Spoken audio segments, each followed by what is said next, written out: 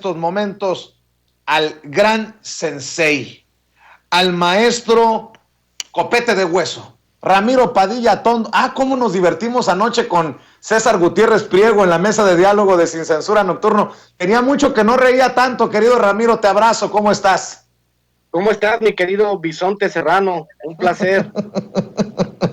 Ya vas a empezar. El que se sube se pasea, acuérdate. Oye, a ver, maestro, pongámonos serios para hablar de uno que otro de uno que otro periodista despistado, una que otra organización civil despistada, que como Loret se equivoca con una fotografía, pero no podemos echar por la taza del baño tantos años. En fin, el tema de Cuba ha destapado a muchos, hasta panistas que van y gritan cuestiones de homofobia y de racismo a las afueras de la Embajada de Cuba en México. ¿Cómo ves todo este relajo? Una Cuba siempre polémica, siempre controversial, una Cuba que sigue esperando, creo yo, y creo que ahí sí no me voy a equivocar, mejores tiempos, querido Ramiro. Pues primero que nada quiero mandarle un mensaje al señor René Bolio.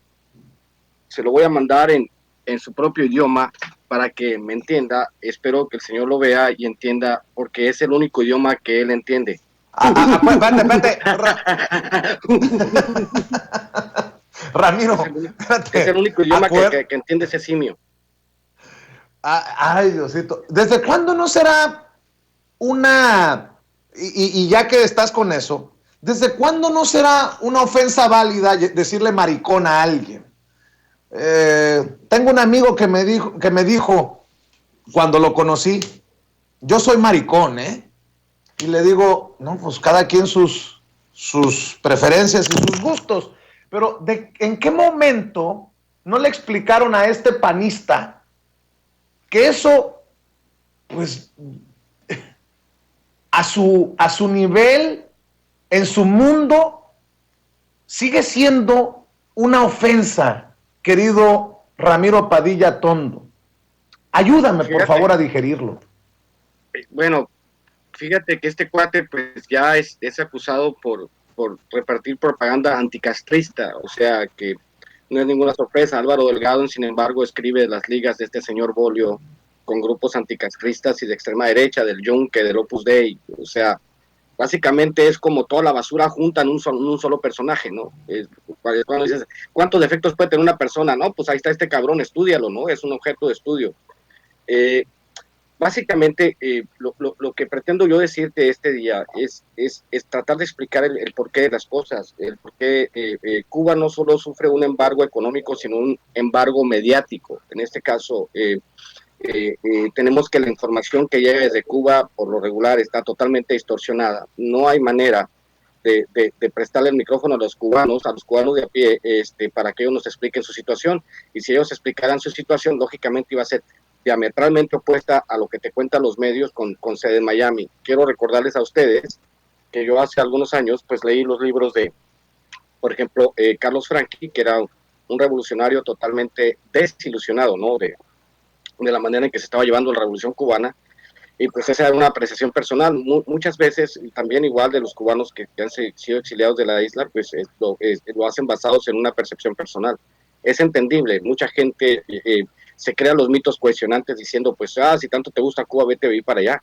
Yo le digo de corazón que si yo pudiera, yo me iba a vivir a Cuba, yo no tengo ningún problema, porque la gente siempre tiene esta idea o esta circunstancia atada a que los bienes de consumo y los bienes de material son lo más importante en el mundo, y esa es la cultura del neoliberalismo. Entonces, hemos tenido la lucha de una pequeña isla de un poquito más de 10 millones de habitantes contra el imperio militar más poderoso del mundo de toda la historia.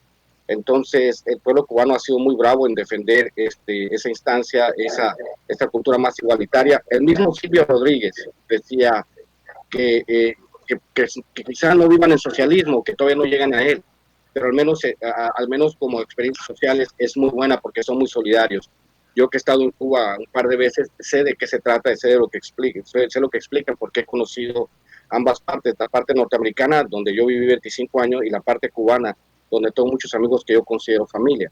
Entonces, una vez que tienes una perspectiva de las dos partes, porque yo también he pasado hambre en Cuba, me pasaron un par de accidentes que fueron bastante divertidos. Mi amigo Fede no me va a dejar mentir cuando nos la pasamos allá en Cuba. Pero el asunto en general, cuando hablo yo de un cerco mediático, es cuando la información que proviene, por ejemplo, de las manifestaciones en Cuba, que hay que aclarar, son legítimas. La gente tiene derecho a protestar porque, por supuesto, hay cosas que no están bien. Ningún país es perfecto, pero sí tenemos que entender esta parte. ¿Qué nos provee la información para saber lo que pasa en Cuba? En México se multiplican al infinito los expertos en todo.